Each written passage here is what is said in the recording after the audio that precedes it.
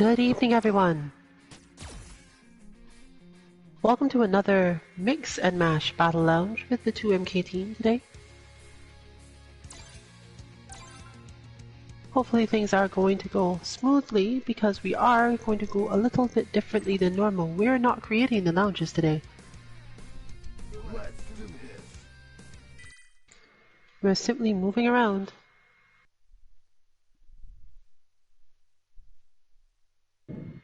To whatever lounge seems most reasonable for the team to shake their rust off.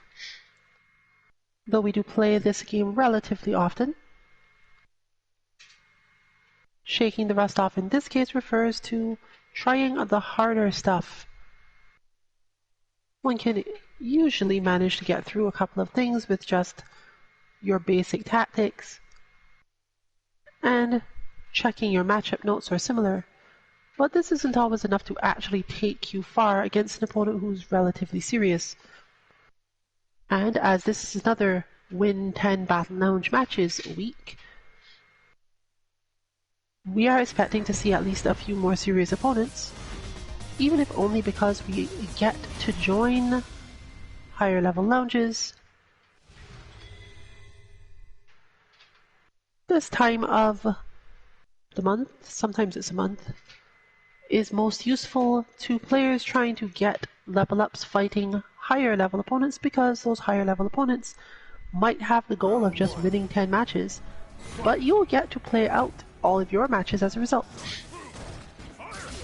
Hopefully you'll get a couple more chances than usual to adapt and shift your flows against the opponent in question.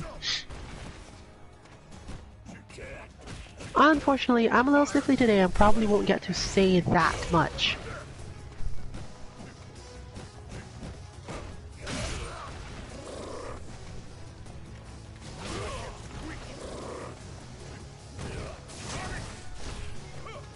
The effort one puts in as spotter for this, though, isn't usually as high.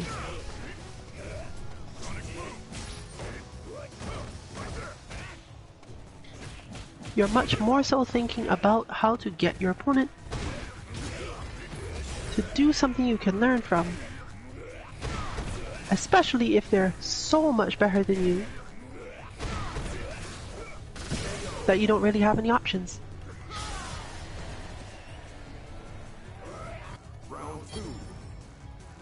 But what you can learn varies by person. So sometimes the spotter is less required.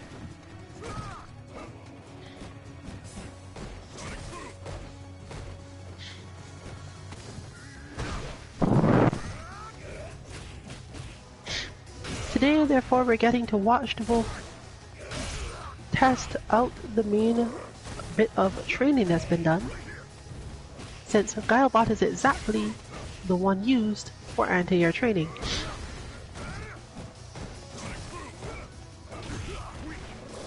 That said, the thing being trained usually is quite hard. And while the bot does do a reasonable job of approximating it, mindsets are different when it's a another person, particularly another person using Dive Sonic as the V-trigger. You can set our Guilebot to use Dive Sonic and it will in fact be fairly effective at it, but it will change the spacing from which it jumps. I'm not sure I can develop a version that doesn't, because of course bots don't move with intent. No matter how good I manage to make them, you're still going to see that sort of thing. But the Wolf seems to be struggling with the uppercut, with the crouch heavy punch, with any of the anti-airs to be used here, and ended up building up too much meter and still having problems. So, most likely, that's going to be inspiration to continue training of that type. Or at least to train to watch the situation a bit better.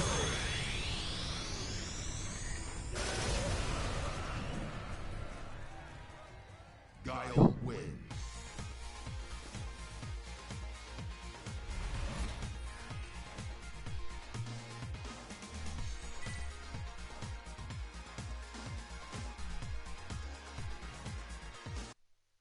Round one. Fight.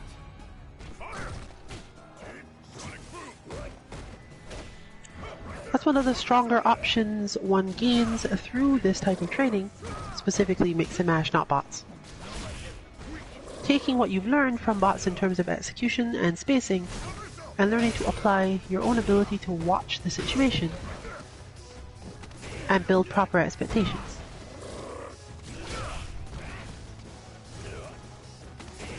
While we do have bots specifically for training what one calls the two-player game, it is only so much a bot can do.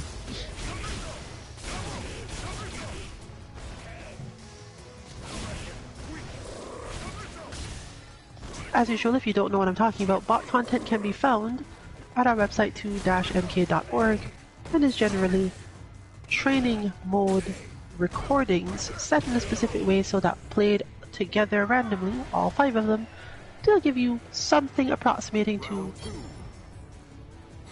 an opponent of a specific level and goal, which you can then use to practice when you don't have anyone to practice with who plays that character, or just don't have the greatest internet, for example, and can't get a whole lot of practice that way.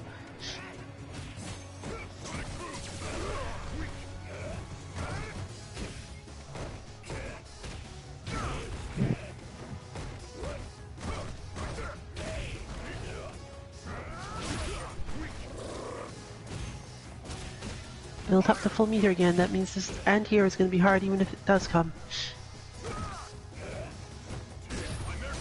But this player is not really giving a chance to use it up otherwise.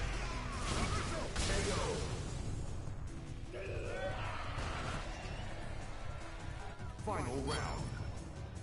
Fight.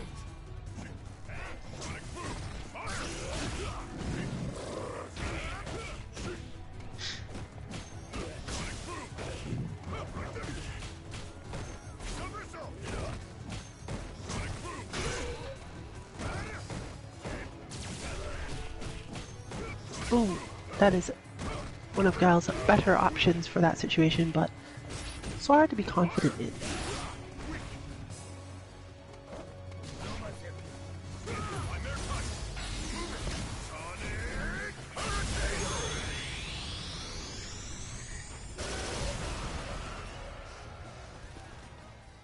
Guile wins.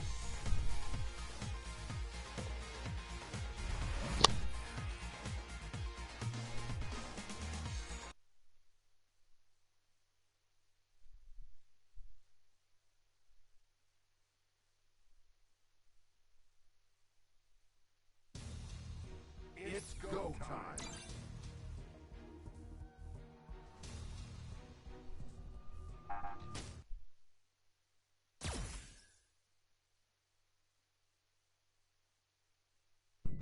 Okay, not really sure what that was about, but so it is.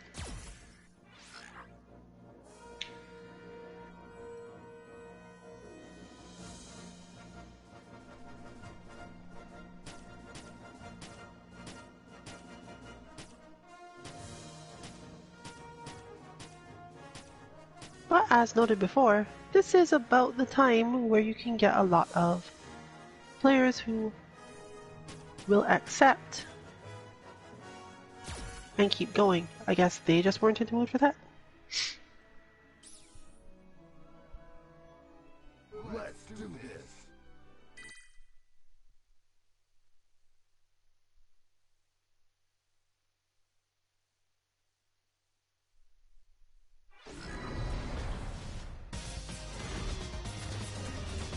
Fortunately, it seems we have gravitated most naturally to our other member currently not playing, but at least in this lounge.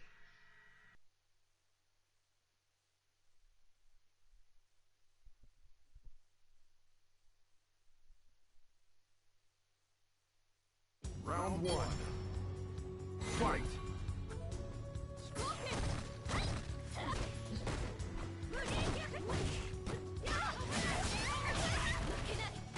This, of course, is a matchup at least somewhat familiar to Kansuki Dynasty and I, obviously. But, as technically this color indicates that this player is actually playing 11, we don't really know how great they are at carrying specifically. They do seem to have the combos.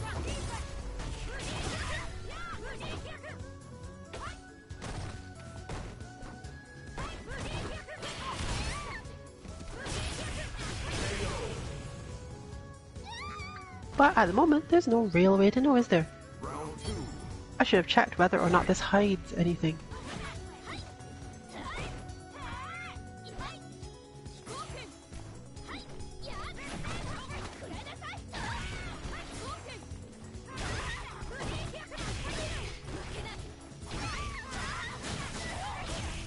Both players seem to have their main plans clear enough, including the neutral jump and the walk back spacings that help Karin get out of Chun's various things.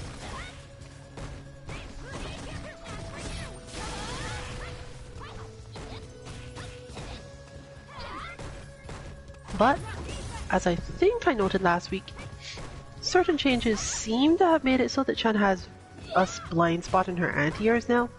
That might just be me complaining because it's my character. But there's certainly some change, as the changes they made can't possibly have had no effect on this. But since I don't know exactly which jumping normals were changed to cause it, and which ones weren't, assume that at least some of what I say relative to that is some bias based on I was never particularly great at anti-airing things, so looks like this match is actually over based on the fact that people were talking, but it seems to be playing out at the regular pace. There we go, spectating halted.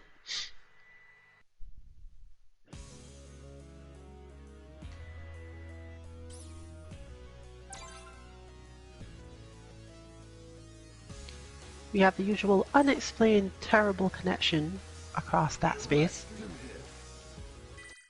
Or rather, terrible bars. But we're probably not going to take too much risk with the two of them actually fighting each other today, because it doesn't tend to work out.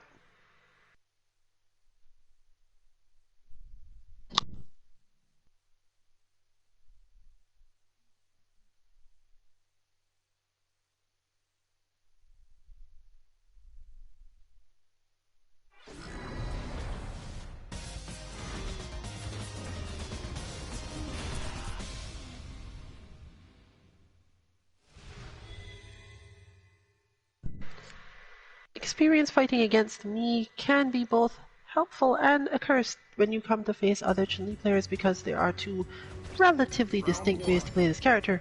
That is exactly the color combination I was talking about before. It's the best color combination in the world. Anyway.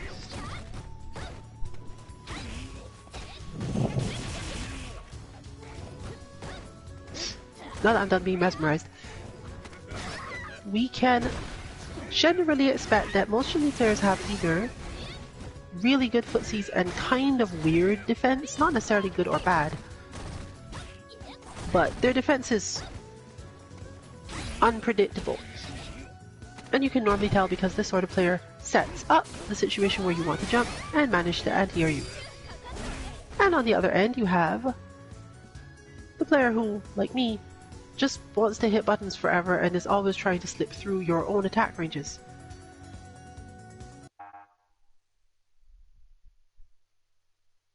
Yeah, we're not even getting to spectate this time.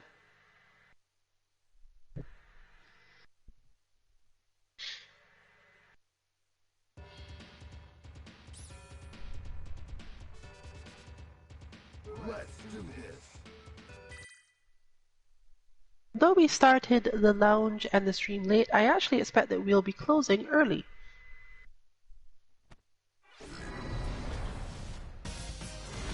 There's less related flows, for example.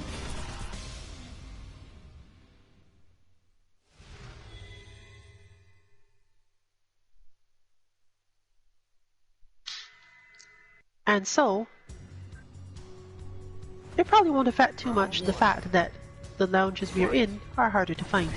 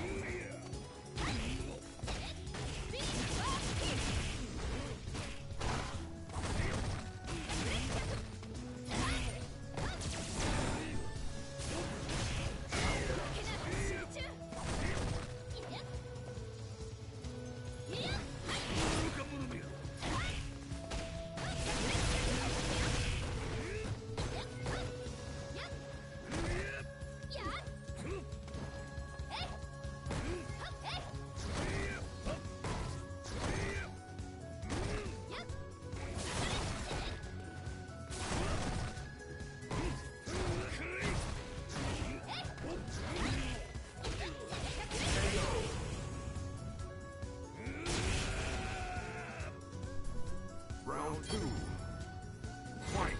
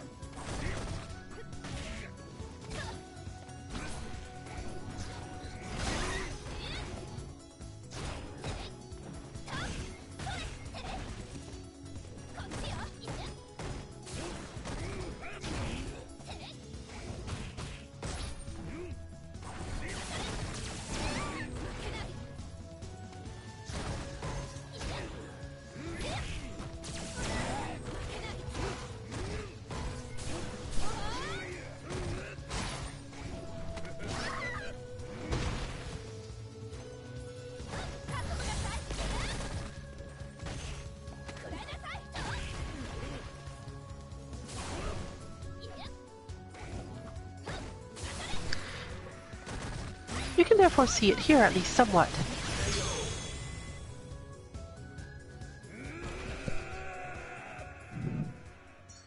It shows up pretty often, the flow of, well, I'm carefully moving my spacing, I'm carefully backing off, making sure that you can't catch me in anything, so that any dance you attempt to do will put you at the edge of my footsie range.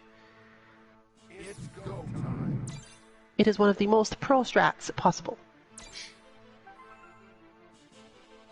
Let's do this. And I believe it stands up under relative scrutiny against basically everyone except Sagat and Menat.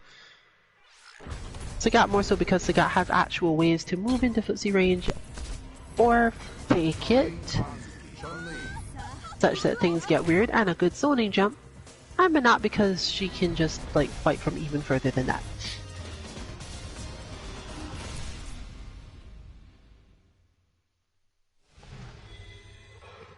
But, as mentioned previously, this sort of player isn't the kind that fighting me is any help with learning. Round 1. Fight. Because it's a matter of both dash block and dash jump. Other than that, you're hoping Chun makes mistakes. Which it could eventually happen, but obviously that's the character's focus and that's the player's focus most of the time. Someone who mains this character is generally going to make less mistakes in their flow anyway. The type that don't tend to do big damage, because they're moving out of the way of the mistakes in this case. By not committing too hard, what you're mainly relying on is one thing that you can sort of learn by fighting me, but not much. How to fake things so that Shen goes for a punish that will not reach.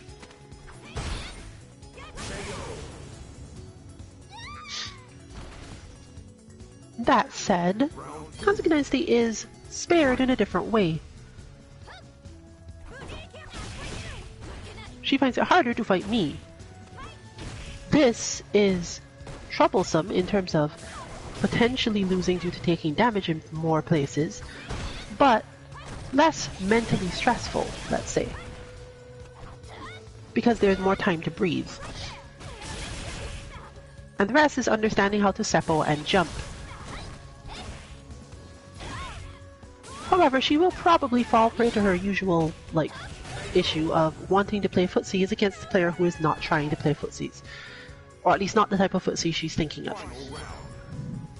Fight.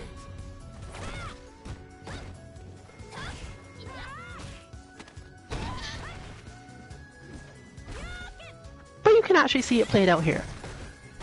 PNG moves backward with the expectation you must move forward, and if you move forward incorrectly, one of my footsie buttons will hit, i.e. the heavy kick, for example. The easy counter to this is to dash, and then crouch, and then jump. It's a whole thing. And if you watch very carefully, I might get the chance to explain to you why it works. The dash is obviously to get Chun to respond with any button. But if she's too far away, if she has backed off too much, then none of her buttons will hit. Which then leaves, oh, well, okay, I should hit a different button. Note that if you crouch, the heavy kick will go over your head. Then you go, I should hit a different button. but you can jump over at that specific range nearly every button because she can't heavy kick again. I'll get back to why that is later. If they are ready for you, they'll anti-air you. But if they are ready enough for you, then you probably got to dash and then do footsies of your own at a range that was better for you, because you got a moment to walk. In short, it takes a lot of effort from Chun-Li's side to be ready for both you getting in like Kansuki Dynasty has just demonstrated, and to be able to anti-air. You don't get both. Even the best don't seem to get both. And they choose to solve this mostly in two different ways. The main one being, well, I'm going to make sure that I solve the situation by never committing hard enough for it to be an issue, and then converting really heavily like this. Which is fine if you actually can get all of the damage. Mid-level players seem to struggle a bit more because you have to be really on point with that conversion of damage. The other way is to be so oppressive from the beginning that there's never any question about whether or not you're in range to be hit, because Chun has buttons for every situation and she just keeps hitting all of them.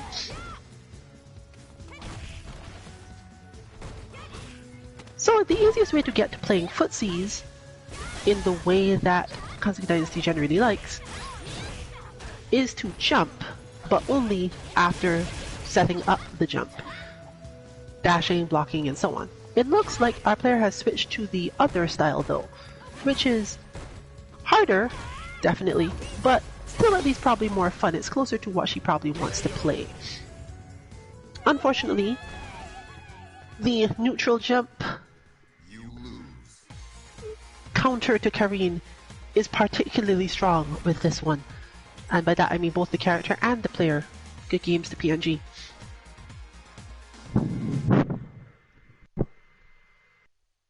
Recognizing the opponent's rhythm and when to cease your own attack in order to do this is super important.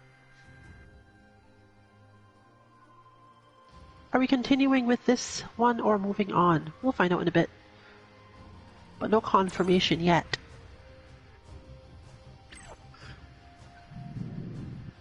It's go time.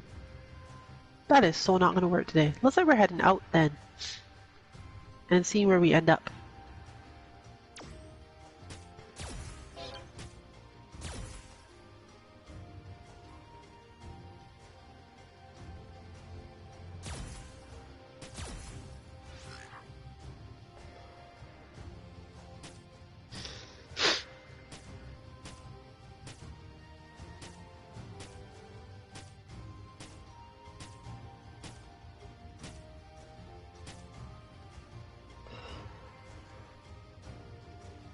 Lots of good smaller ones. Also of approximately the right level, so let's try one of them. They're like the coolest fucking world. And see what happens. They are like the coolest fucking overboards.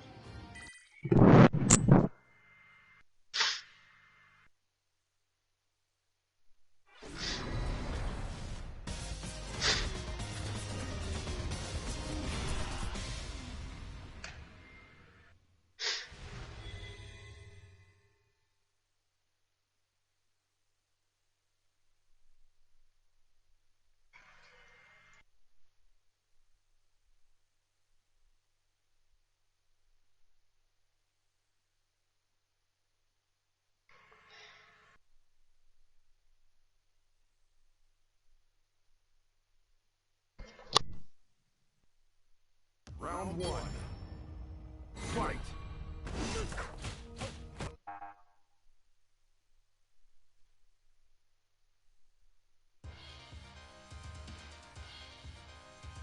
It's go time.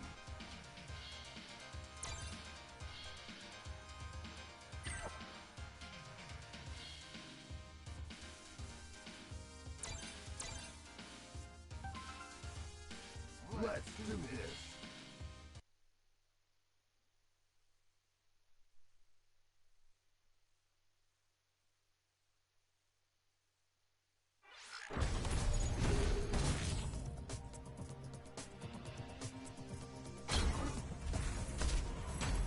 Karine Kanzuki.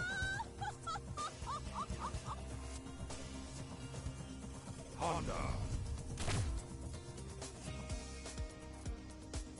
Dosei!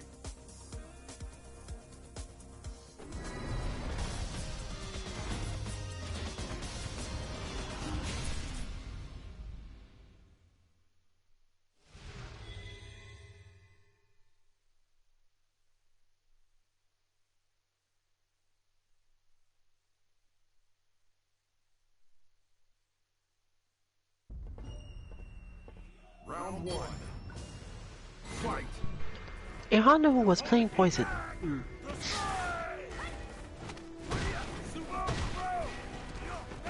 Honda Butt is one that we have tested for most players.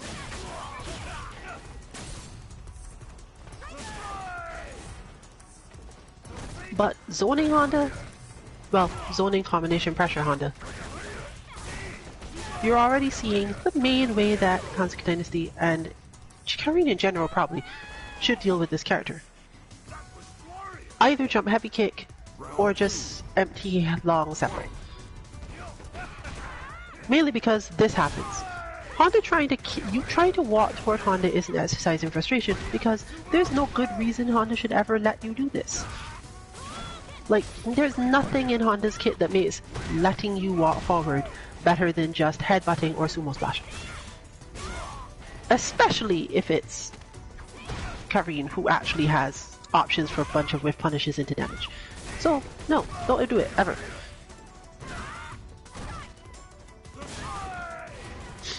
If your jump timing is wrong, you still get headbutt.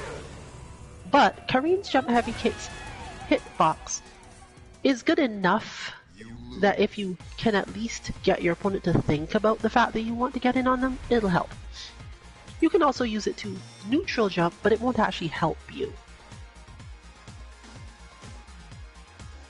Other options are heavy Mujin if you feel like going for a read, and light seppo for no particular reason. Sometimes you can turn it into an Orochi that helps. Mostly no. Your hope here is to get Honda to keep on hitting buttons and wanting to headbutt, and mostly get out of the way of the headbutt.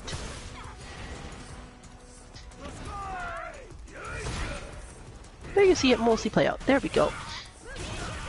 This is a damage race for Karin for the most part. She's not really trying to play a heavy, I'm going to slowly beat you up game. It's, I'm using my meter whenever I can, and then get here. Because once she's gotten here, once she has this V-trigger in particular available, Honda has to be so much more careful with everything that it's just stressful on Honda's side.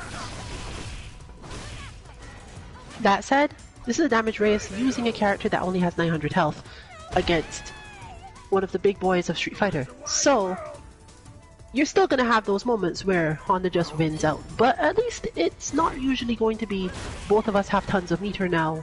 I'd have to worry about what the next round is going to be like. You have some space mentally to work with. And Honda in turn can do some good pressure stuff here. You can often make the almost full comeback using just the V-trigger, but you have to find the moment to activate it, which is a pain.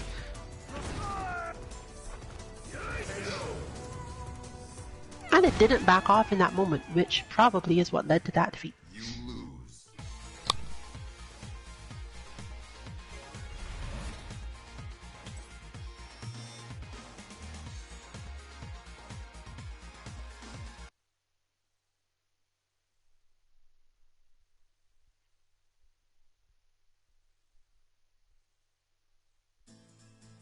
It's go time. Let's do this.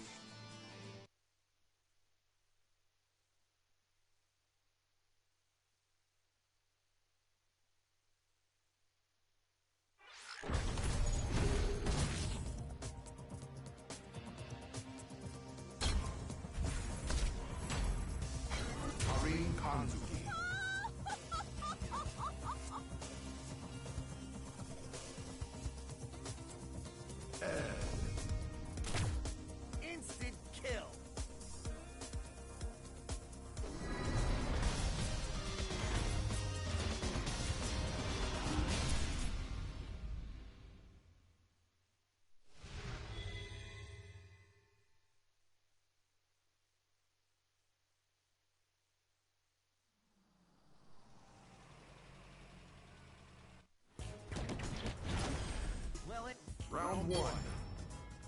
Fight!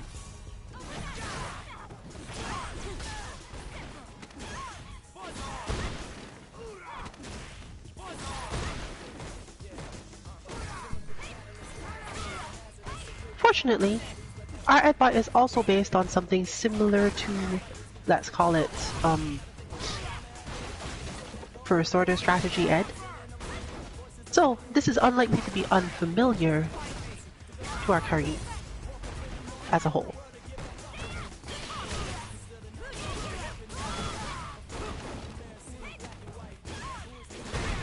Ed is not really a character you get a lot of jumps on, for various reasons. Auto-correcting, 2-button anti-air, it being one of those largest reasons. Round two. Fight! But Karin doesn't have a lot of great other approaches to the character, because while Ed's footsies aren't so great, in total, the heavy punch really helps.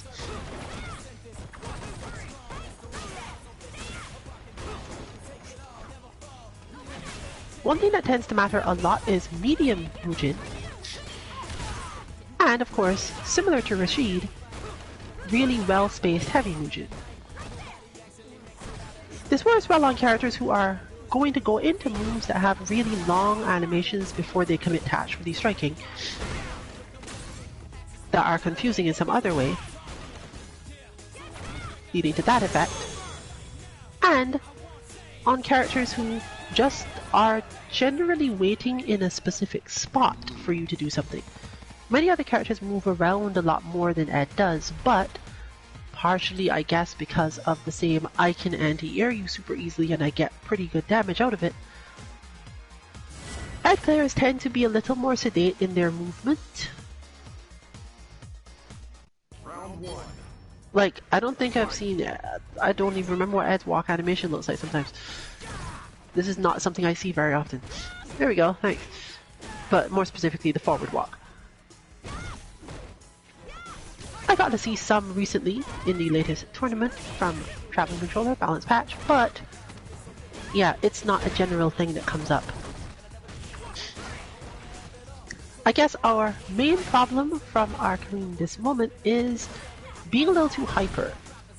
Ed is a character that often isn't attacking until he finds the right moment, because he needs very specific confirms to do good damage. He's either going to be pressuring you, or just, you know, waiting, hanging out, waiting for you to make, not necessarily a mistake, but to leave a specific type of opening, because he can hit you fairly fast once you do. Karin, therefore, as a character, benefits a little more from playing footsies in the slower I'm hitting less buttons sense. You can use this also with our Edbot. In fact, it's something we were supposed to put on a page. It's not quite a kata, so you can't learn it that way, but it is really helpful to sometimes just remember Ed can mess you up in footsies by not doing much of anything. And always has a relatively far-ranged EX uppercut that can just be thrown out whenever Ed feels, you know what, I think you're going to hit a button. I don't care what button it is, but I'll punch you. The other thing, of course, is that because Ed tends to stay still like this, you get to the actual thing that comes up from the Edbot itself. Dashing and throwing when Ed has whiffed something, or recognizing that your dash was too slow and you should block instead of throwing.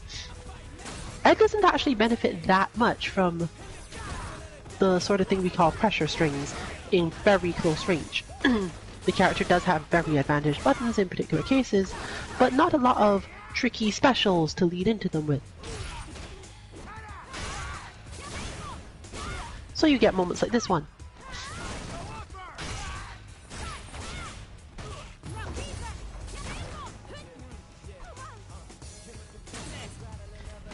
And the best part is, you don't actually care if Ed attacks your throw or not. Most of the time this is irrelevant to your game plan. If anything, it's often better for your game plan because then you know exactly how far apart you are, and Ed isn't a character that gets a whole lot of advantage off this.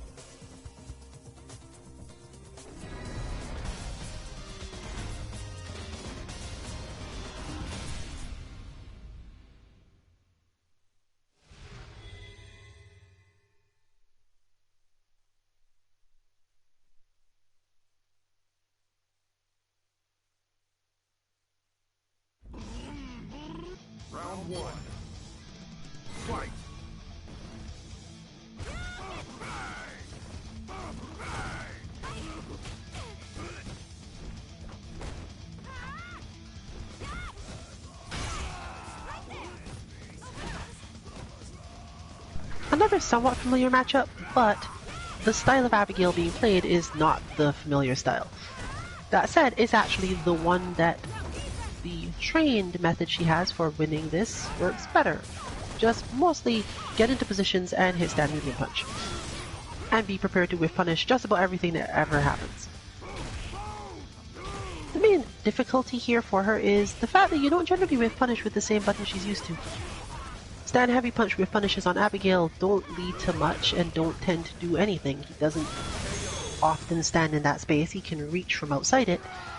And that means that most of the time what'll happen is that you'll attempt to whiff punish with the stand heavy punch, you'll get whiff punish with your own stand heavy punch, and you'll be miserable. Options are crouch medium kick, Mayokin, stuff like that, but even these are still going to be stressful to do because they have to be faster and they don't convert as well.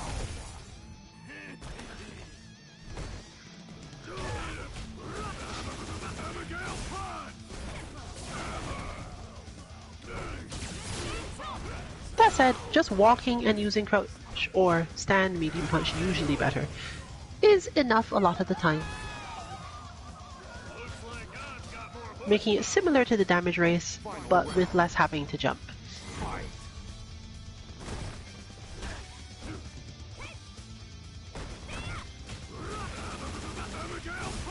Abigail also has relatively slow check normal, so it's easier to dash up and throw in a lot of situations as an entire whiff punish.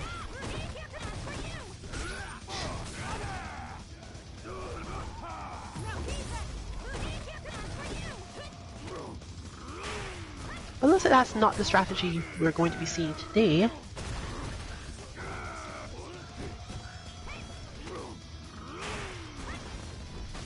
Just note that it's available for basically all characters with a decently fast dash. Karine in particular has what I think is still maybe called the Punk Special. The dash up, walk back and cause a whiff, and then whiff punish with the stand medium punch. Or similar.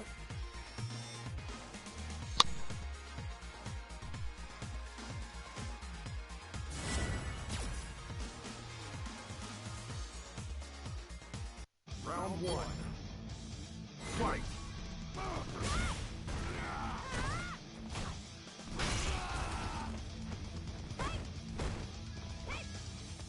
There you go.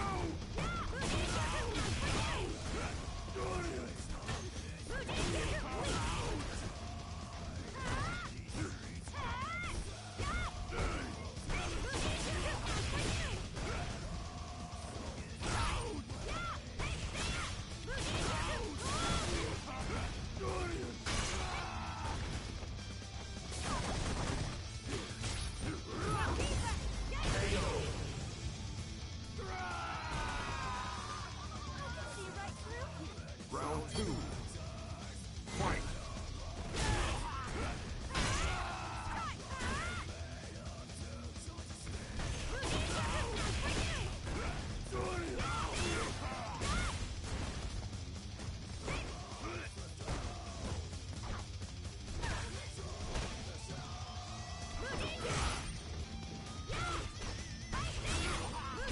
That was a good example of how to get that going. Most times when your opponent thinks they have a situation set up the way they want it to, over time you can get something out of it, not necessarily by breaking the expectation, but more so by moving very slowly at the point where the expectation is supposed to go off. In other words, it's not as good to just do one thing, then other thing. It's better sometimes to do one thing, then nothing, because this makes the opponent have to think a lot about whether or not it's a good idea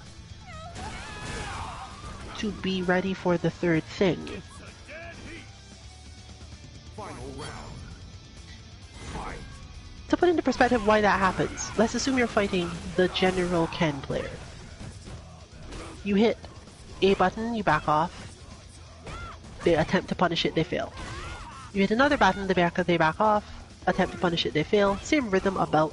When you go to hit the third button, they're not going to wait for you to hit it and check a different punish. They're going to uppercut. And they'll be correct to uppercut entirely. Because that's the thing. If you think your opponent's going to keep up the same rhythm, then counter it beforehand. But of course, if they do uppercut, that's when you've gotten most of your damage.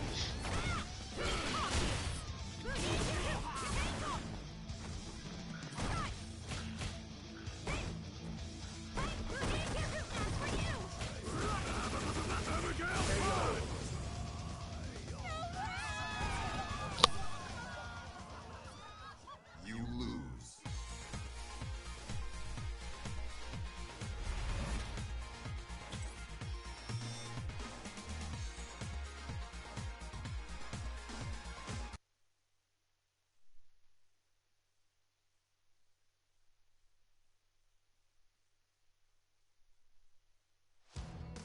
It's go time. Let's do this.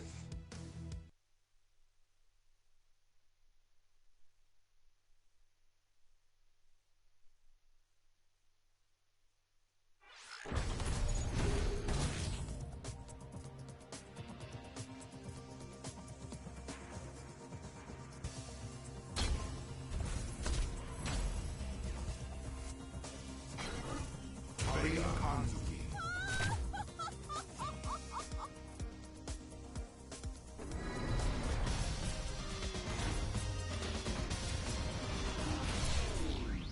I'll show you the epitome of beauty.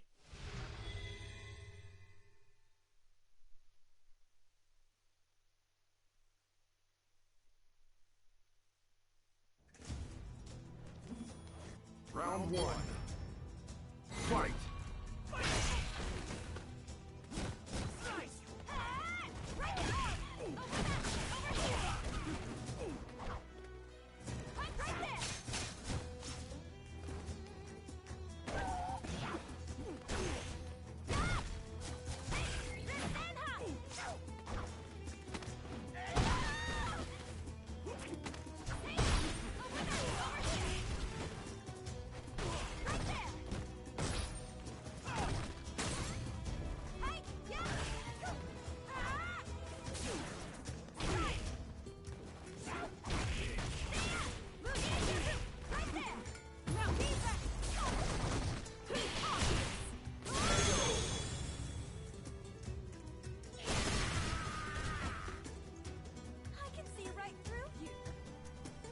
Round two.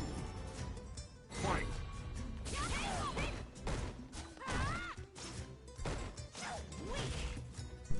This matchup becomes particularly rough because another character where you have to really know what you're doing. You don't even get really good pressure in most cases.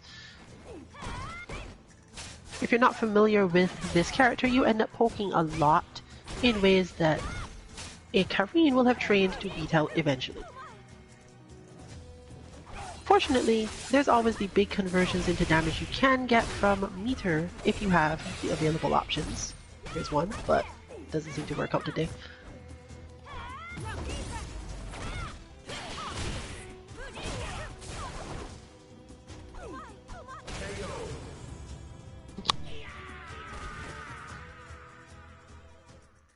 You win.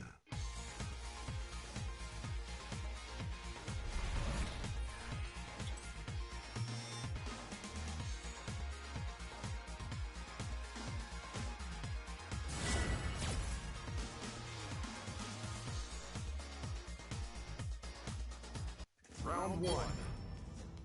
Fight.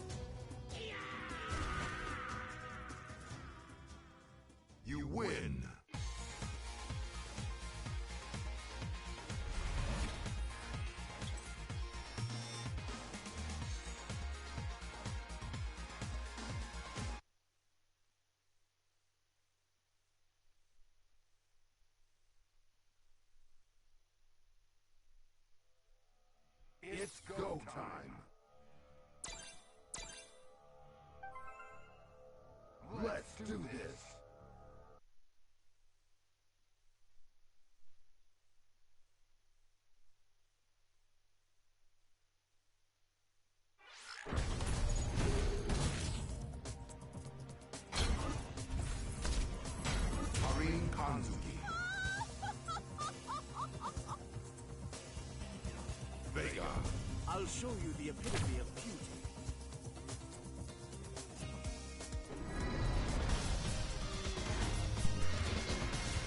Looks like they have some learning they want to do. Maybe? I mean, I can't imagine it not being that.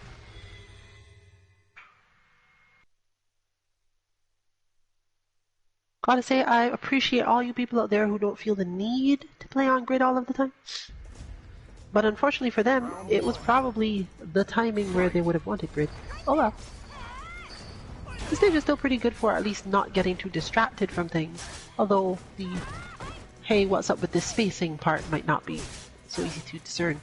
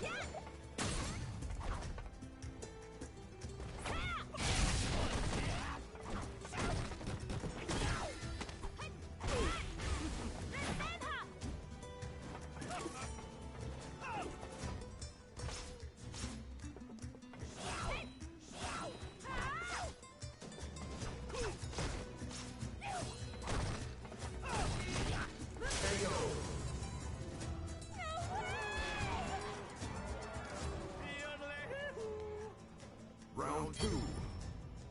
Fight.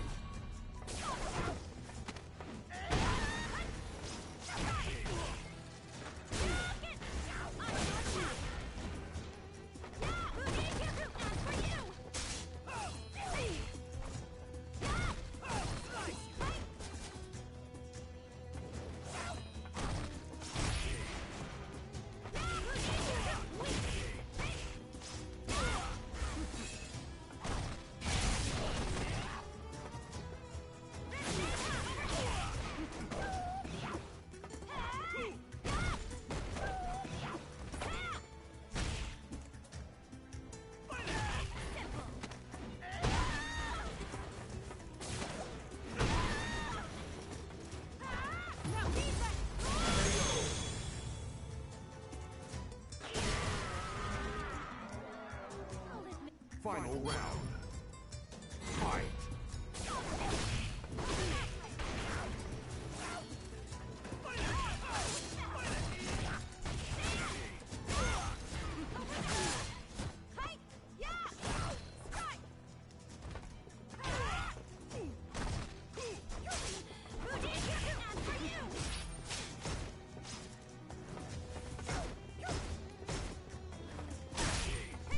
This particular strategy for Claw is only one that I only barely managed to squeak into the bot's design, but even then it's still not too heavily put in. It more so does it as the command grab, and it therefore only tends to actually do the dash and throw when it would be obvious.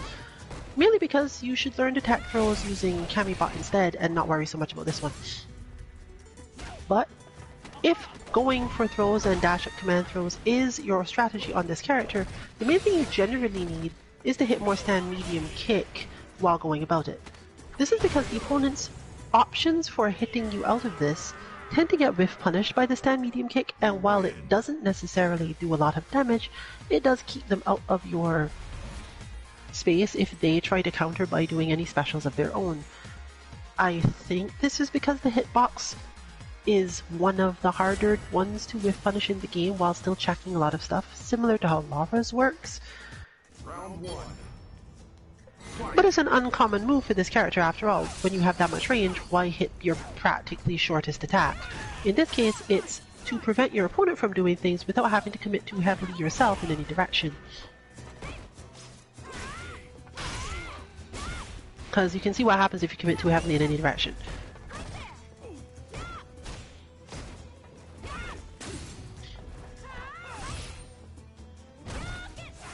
One good thing about it though is that most people's anti-airs, especially Karine, faces the situation where the anti-air isn't like reliable enough, mainly because you can't tell if the character's just going to empty jump. and it's completely reasonable to just empty jump with Claw and do whatever you want afterwards. So you get that. If you see the empty jump coming, if you understand the general rhythm, you just neutral jump it. Lack of air juggles or quickly moving upward specials, lack of really great I've hit you out of the air, now I get a dash up air reset, those sorts of things make it more possible for this character to function in that way. So, I'm not saying the strategy is bad, it's just really complex compared to the normal Claw strategy. You have to do a lot more work to get away with it properly, and your opponent has to be pretty, like, over-focused. Plus, eventually, even if you do manage it, you'll just lose for a different reason, which is more so the annoying part. Because then you not only... People can lose interest in fighting you if this is your whole strategy. I'm going to dash and I'm going to throw you.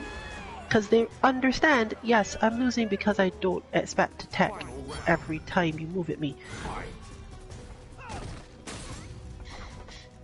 That said, it's a reasonable way to do it, it's just you have to be much more on point for dealing with it than most things. And from the other side, it doesn't really work on characters who are good at either staying off the ground or dealing with the generality of the flow. The other thing is that, of course, it takes a ranged character, or relatively ranged character, and purposely chooses to make nearly no use of their range, which is a lot. While this character is not terribly squishy, Claw also doesn't have a lot of really good close range interactions. It's mostly continue block string until you're far enough away, and hopefully dash. But most of Claw's block strings can be sword to neutral jump, and if the Claw is off, you're probably not going to get punished all that heavily for doing it. Even with the Barcelona attacks and Sky High Claw options, there's a lot of work to do to make this work in the long term against anyone who is serious about countering it. It's basically trying to turn this character into Karin, and this is just not great. But it is true that knowing exactly when to neutral jump out of movement by this character is tricky enough that you won't necessarily know what to do. If you're using this as a primary strategy whose purpose is to get your opponent to neutral jump so that you can hit them with, for example, EX, wall dive, then by all means go for that. And of course, if it keeps on working, then you don't ever have to switch to that part. But make sure that you've trained up enough to actually do this whole EX wall dive thing on reaction to a neutral jump before trying to use this without a bunch of other little training. Because a lot of characters can do what Karin just did. Not so much that they always walk out of the throw, but they have other options, moves that move them into the air, better setups and situations, and so on.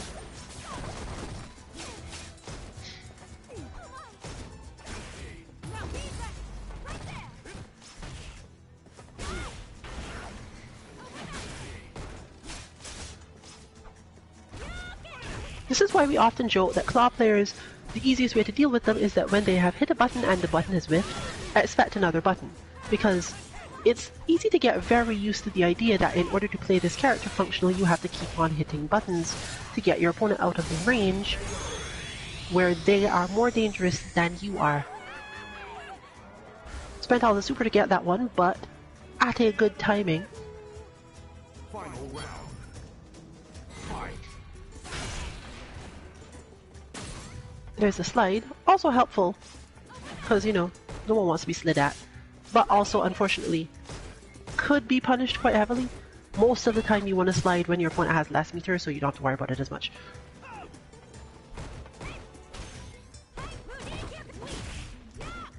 The interesting thing is that normally this character is throwable themselves. Mainly because if you're in defense on Claw, you want to wait out your opponent so that they make a mistake or something, and this often means you get dash up thrown, and because there's not a whole lot of options to deal with this, you don't really get much out of it.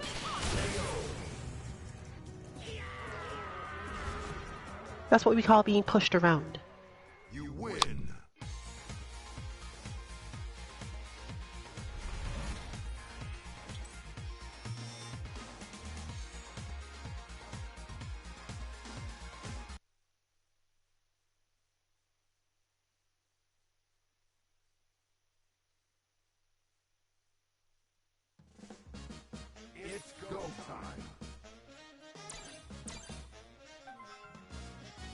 Let's do this.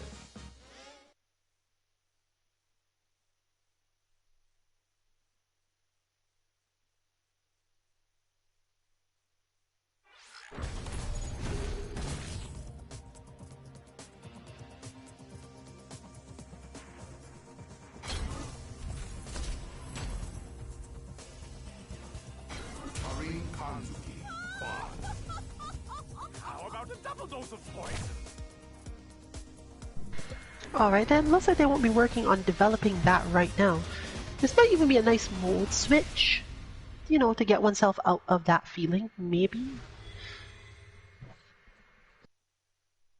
We'll see whether or not they decide to zone or more so try to play holding one's ground footsies in the straight sense.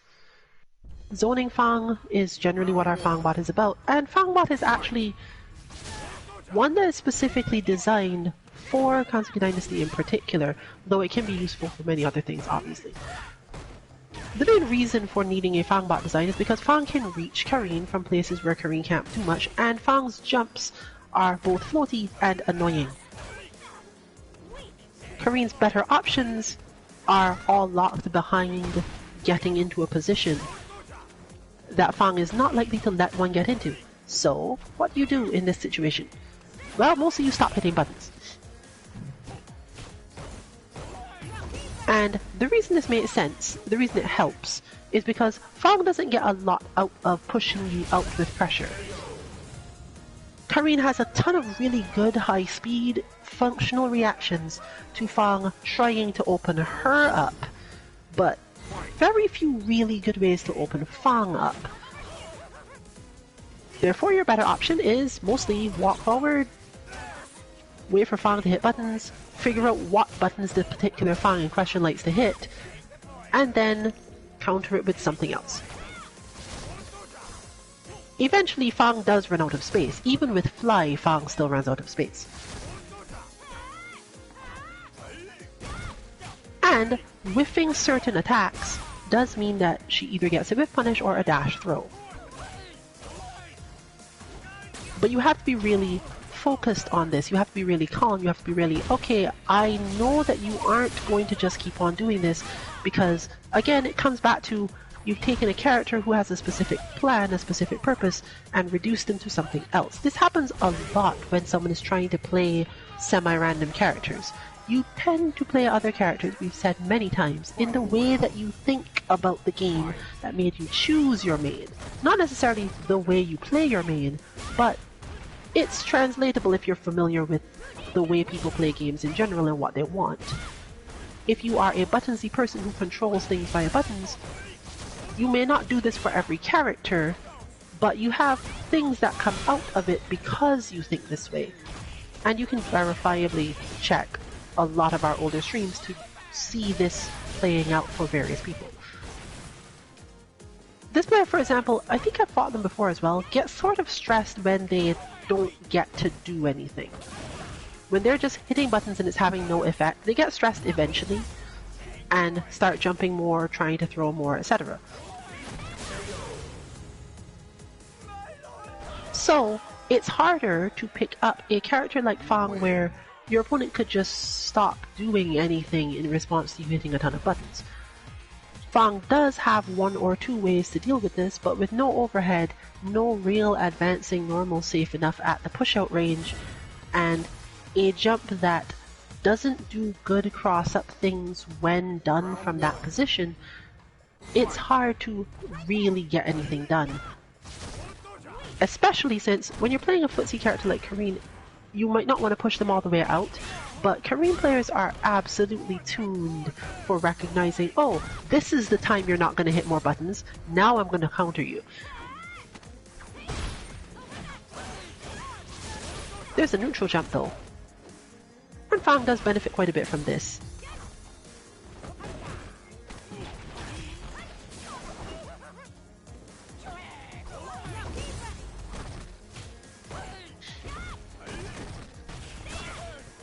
But yeah, this problem. It almost always comes down to this. I'll let you hit buttons forever, it's fine.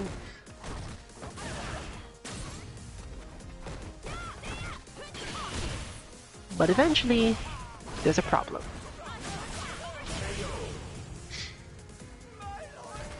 This is what makes Ken have a specific problem in the early game that tends to cause Ken players to float only to the top of bronze or something and get stuck. The whole poke buttons until I can jump is more so a requirement for the character. We've discussed on previous streams that Ken actually doesn't have a third button to hit.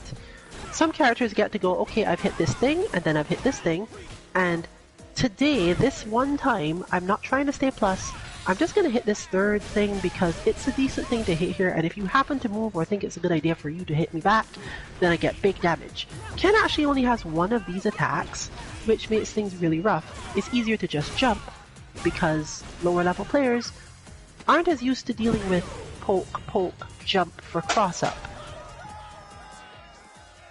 Which is of course why our Ken bot is designed around teaching you to deal with poke, jump for cross-up. It's not the best at it, but it definitely has that in there for this reason.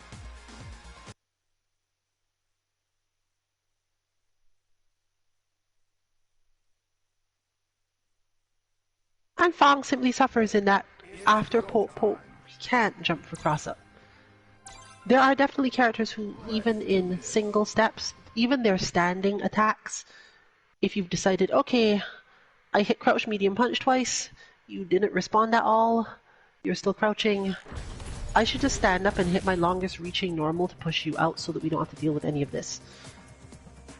Fong does in fact have that normal, but it's not really helpful either. It takes a while to start up compared to many others. It doesn't extend a hurt box even for a trade. It doesn't crush counter. We're speaking specifically of his double kick forward.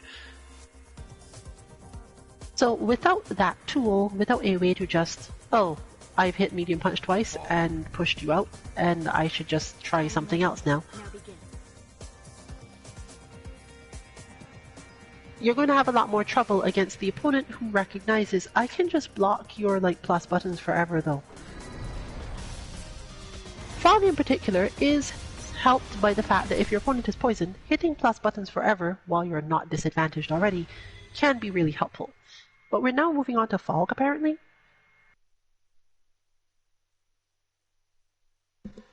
And we've had another mix and mash that, at least for this part of it, turned out to be mainly Kansuke Dynasty in particular playing. We may move on to something else later, but again, this is not necessarily going on for super long.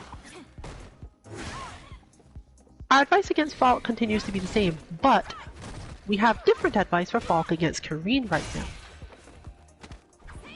Falk stand, heavy kick, and neutral jump are really good in this matchup for multiple reasons, but lately we've seen that slight changes to the way Falk interacts with people who move around these buttons, who jump and get into specific spacings. Having to deal with her light punches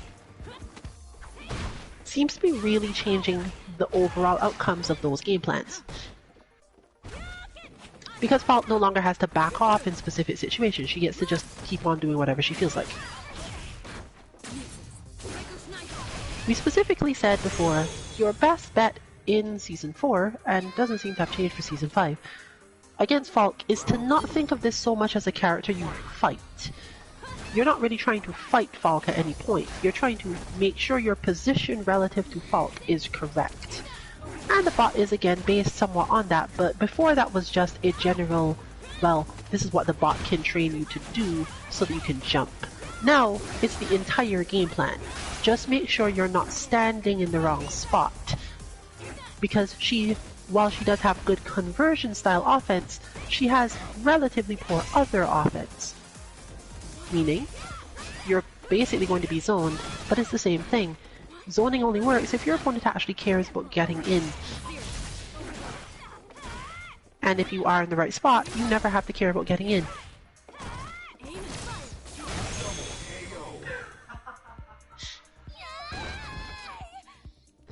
The other problem being that it's quite easy to build up quite a large amount of a meter on both ends, which again helps Falk more because her conversions are better, in some cases completely insane in terms of output, But if you understand how to stay out of the spacing for those conversions, then Falk doesn't get anything at all. She sits on a massive amount of meter for a really long time and gets little to nothing out of it, whereas you get to use yours.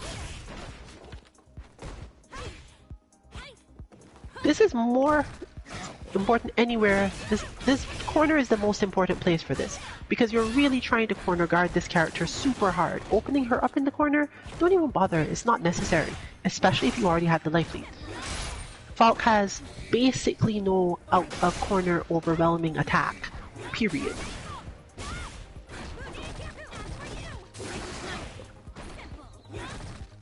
Which makes corner guard your entire game plan. Similarly, while it's harder to react to in the strict sense than blocking and dashing after it, you can still dash when Falk whiffs that stick extend in front of you, her forward heavy punch. You can still dash, you just have to dash block. And you had to dash block in the other case anyway.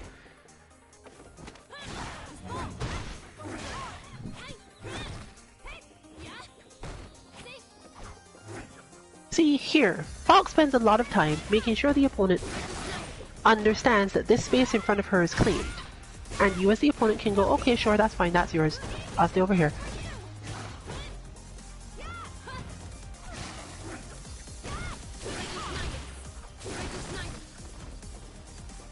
That was weird. But of course it would be difficult to expect it, so. Now we've gotten to the other side of this situation. Now Kazuki Dynasty has a ton of meter. And Thelysi does not. Which is worse, given that we're now going into a round to make the deciding fact. But still, it's basically, okay, I have this space, I claim this space in the name of not Shadaloo, I guess. Oh, there he goes. Went for pressure in the corner.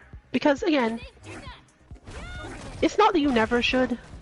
It's just that you should really weigh the pros and cons of it to you personally, as opposed to thinking of it as a useful part of a game plan for this matchup. And this applies to most footsie characters, or honestly, most characters, period. Because again, nearly everyone has the same game plan against this character. You don't fight Falk, you just stay out of her way. Which is honestly pretty well designed in terms of her personality. She doesn't really care that much about fighting or proving herself or beating anyone. She just wants to be left alone. And it's really well demonstrated here. Of course, Falkbot will train you to look for the neutral jump, both to just jump at it, or in Kareen or a similar character's case, actually do a move that will get you to her in time.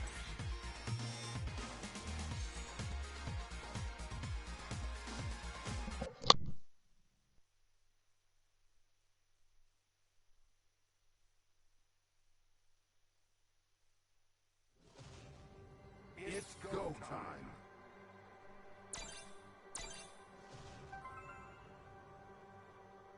Let's do this.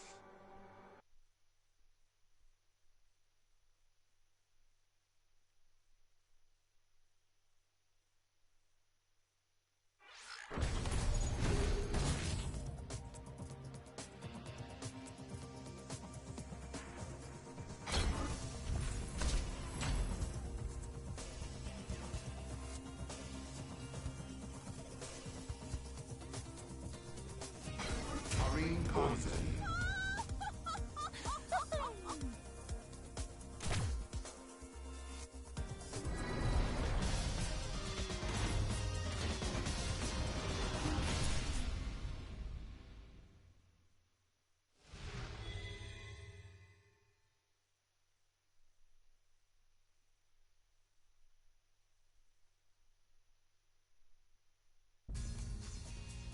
Round one. Fight!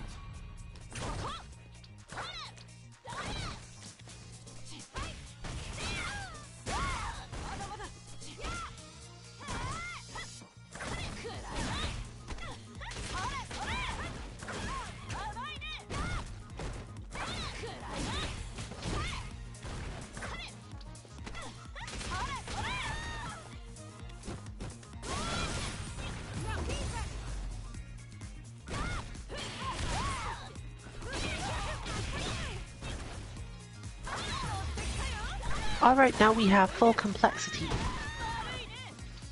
Poison Bot is not one that has gotten a whole lot of practice, but Poison is also a character that Karine gets to stick closer to once she gets close enough.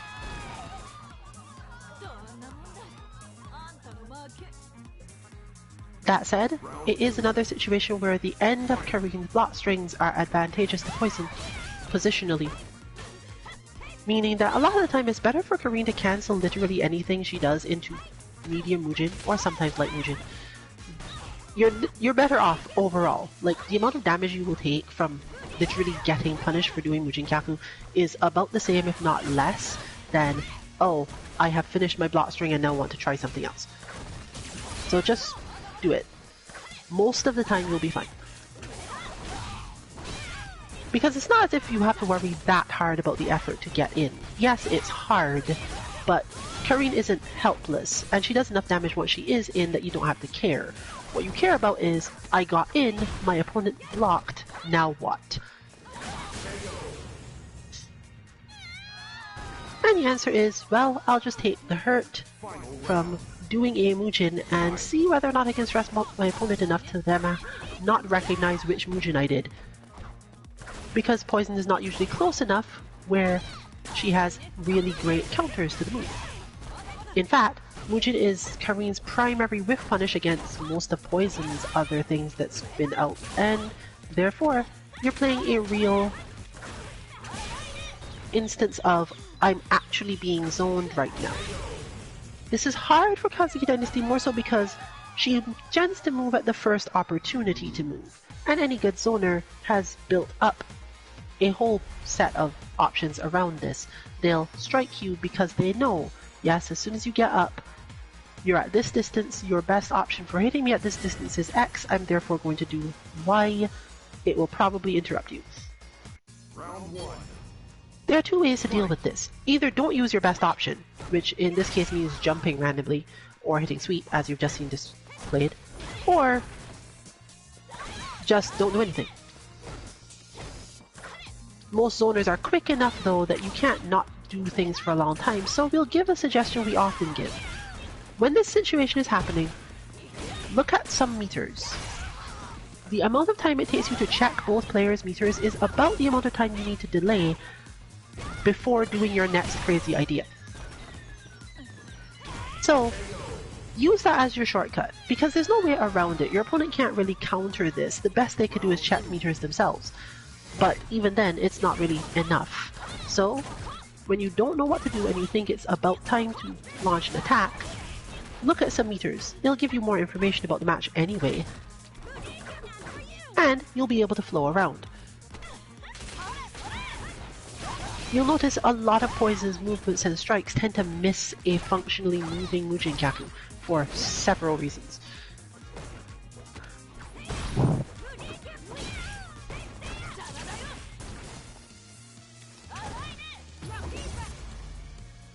Checking meters also helps you make general decisions about your moving forward style game plans.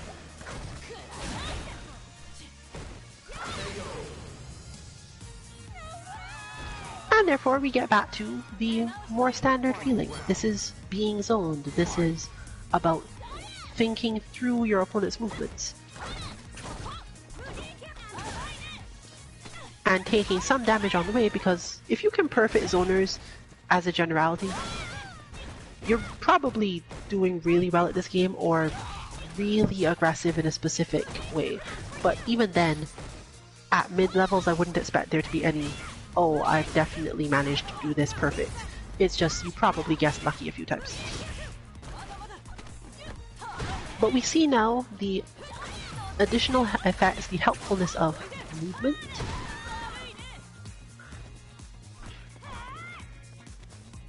But now it's a little harder to do because there's a well-known concept of what's going on, and Poison has a lot of range. So, you could call that a lost condition already.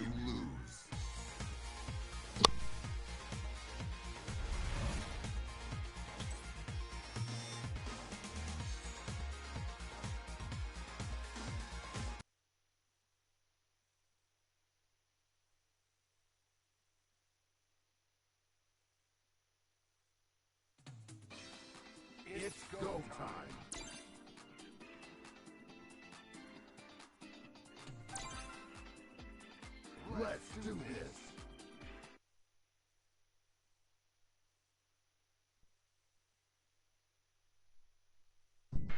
Another useful way to think of weeks like this where the main goal is to win Battle Lounge matches.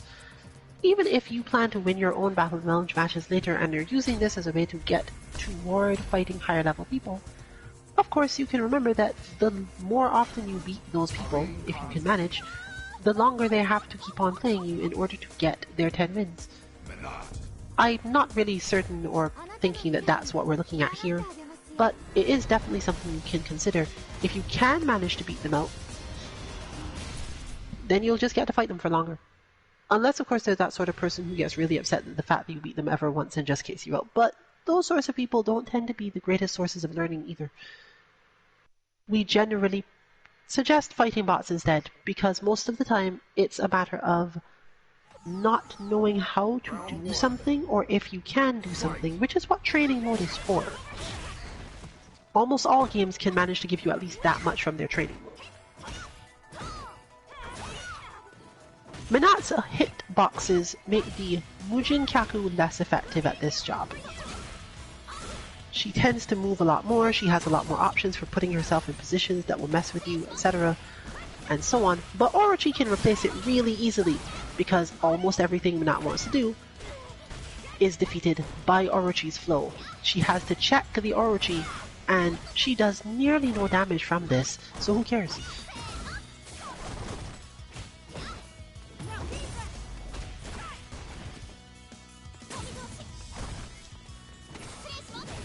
It's basically a one-to-one replacement as well. It helps, of course, that once your mind is on that, it's easier to do specific things that are otherwise required for this matchup. So, it's just a part of Karin's anti-zoning arsenal. If this is the character you're facing, and you find yourself getting in but not being able to stay in, there's a moment for the Orochi that tends to work, I'd say 90% of the time. It's really hard for Minat to not get hit by Orochi because of her style of movement. She has to stop hitting the very button she's using to prevent Karin from playing footsies. She can't just hit stand medium punch, she can't generally hit, like... I can't think of what she even does hit. And since you care so little about the amount of damage you're taking from other stuff, this happens. Now, in this case it helped that Minat ended up using up their meter at the beginning of the round, and therefore not having an overall way to finish this off. But there's still some good ways out of this. That was a little slow, I think, but it probably would have whiffed anyway. Karin doesn't have a lot of good ways to deal with this. She more so has to rely on the fact that Minat basically completely lacks a proper cross-up anti-air. So if you're being corner guarded by Minat and you think you're going to get pressured, just jump forward, similar to Abigail, honestly, for more or less similar reasons. Sometimes you just have to take the hit, but the opponent in that case knew that there was no health to take the hit with. Literally, the slightest tap from the other side, if she jumped over, would have been enough. So it was a good call to just go for pressure. What's the worst that will happen? You'll get uppercut. You win. And they might have delayed that jab, so maybe they wouldn't have even got uppercut.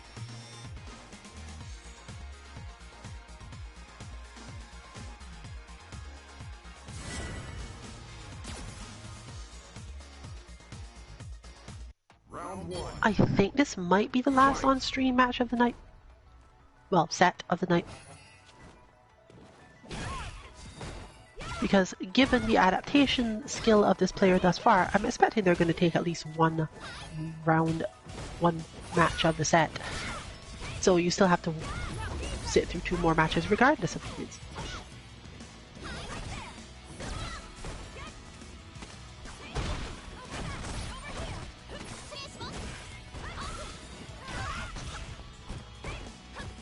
Good jump.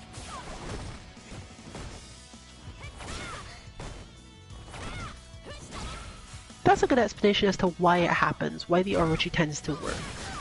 In order for Minat to keep zoning properly, she must stop moving backward at some point and prepare for the next action.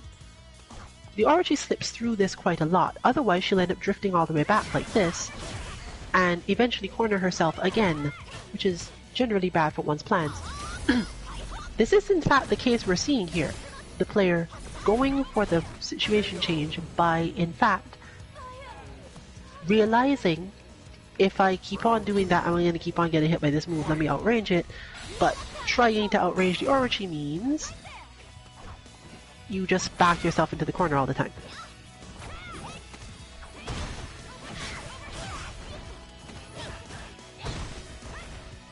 And Menat is relatively weaker in the neutral jump versus Karine game because she generally doesn't have a cross up per se, and her strongest zoning normal, you can get under it, which is a big deal. Now again, she can just check this move if you really want to. It's not as if she's defenseless, she just doesn't get enough damage out of it so you don't care.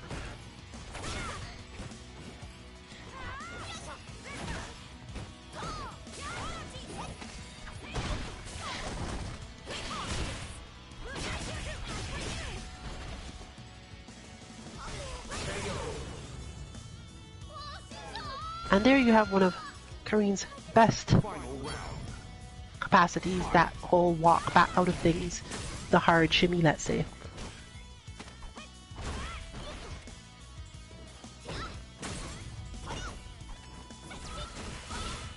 Additional problems being that she's relatively easy to guard from or anti-air for Karine simply because she fights from so far away that there's not much chance of being tricked.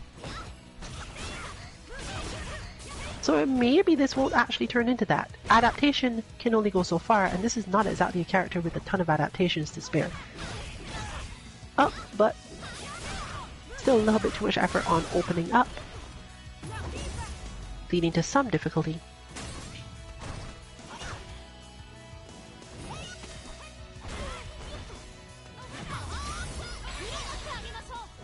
But there's the chase, and there's the fail for the chase. It will happen basically every time, more so because that's your opponent's wish, it's what they're thinking about, it's their intention. It's always important to think about what your opponent thinks is important in any given moment, but that takes a lot of experience and time. You win. We may have additional content this week, definitely not tomorrow. But we might have something on Wednesday, maybe, depending on how some of us are feeling about tournament matches we had on Friday. We have no content on Friday, but at the same time that we normally have content, you should hit up Traveling Controller on Twitch to watch their tournaments, which usually one or two of us enter.